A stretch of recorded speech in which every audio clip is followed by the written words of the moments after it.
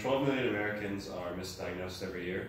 Now this statistic is very alarming because it's something that you would not picture, or a number that you would not picture being that large. So today I'll be talking to you about doctor re-education programs and how we should implement those into society. Now, I've done research on this topic in the past. I've also worked in the medical field before, so I feel like I should have enough credibility to talk about something like this. And I'm sure all of you at one point have gone to the doctor to deal with an illness or something that you may or may not have.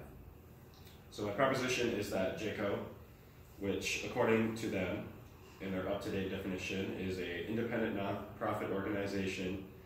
The Joint Commission accredits and certifies nearly 21,000 healthcare organizations and programs in the United States. So they're a pretty big name.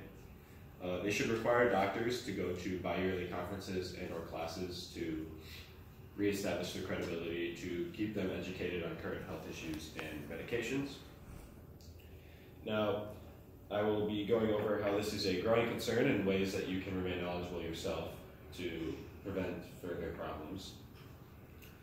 Firstly, I'd like to talk about how the number of doctors not caught up with current standards on diseases and medications that are currently in use or that have the potential to be used.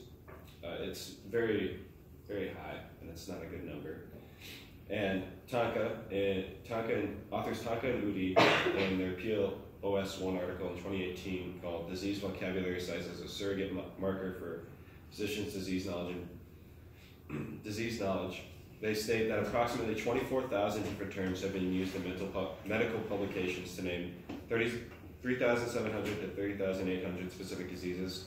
However, there has been no study yet attempted to answer the simplest question of all: how many diseases do physicians know about? So for doctors to be non-educated on current issues, we can see that there are thousands of different terms that they must use, 24,000 in the last year that they should have known. So it's a very large number. And they conducted a study, and they used this to help determine if doctors knew what they were talking about. They gave doctors a list of diseases, and it asked them whether they knew about it, if it was important in their field and such. So you can see that they should be able to diagnose, explain, and know what the disease is, and if they don't, then they can mark that here. And this link down here, if you're interested, it leads to the study itself. So if you're interested, just let me know and I can give that to you.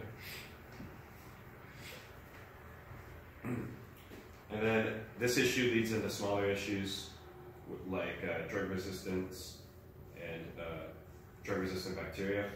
And author Illich, from his article in the European Journal of Pediatrics in 2012, called Social Economic Factors in Irrational Antibiotic Use as a Reason for Antibiotic Resistance of Bacteria Causing Common Childhood Infections in Primary Healthcare, states that antibiotic utilization in healthcare, agriculture, and farming is usually not appropriately controlled. Epidemiological studies are not conducted, and there is no continual education of primary care physicians and pharmacists, as well as parents and patients. So many healthcare professionals know about this problem. They just have not had a way to address the situation. So by implementing new doctor re-education programs, for instance, having them go to these conferences or these classes, can help lower this number. And if we have these classes focus on the certain type of doctor, let's say cardiologist only works on things to do with the heart instead of things to do with the brain, it can help focus in what that doctor knows and specify the ways that they deal with these problems. And it can help lower the number of improper cases of diagnosing and giving out medications. And author Kadawani, of his 2012 article in the Journal of Clinical Pharmacy and Therapeutics called Irrational Use of Antibiotics in the Role of Pharmacists, an insight on the qualitative study in New Delhi, India, states that in developing countries like India, pharmacists often dispense prescription-only drugs like antibiotics to patients who do not have a prescription. And this mostly is due to the fact that they are unaware of what it does. So this person comes in with a problem and then they're like, oh, well, here is this because I know it works with this. So this implementing of these new programs, these conferences and these classes can help benefit society as a whole. For instance, they prevent mass infections on a large scale to do with these diseases. And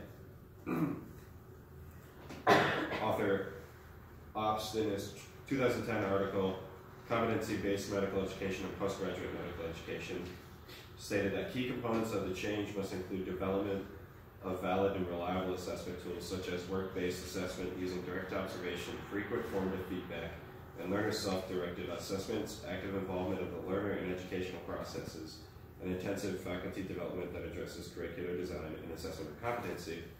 So essentially what he's saying here is that all these different ways to do this and remaining engaged as a doctor in what you're doing can help benefit not only yourself but your patients' lives as well.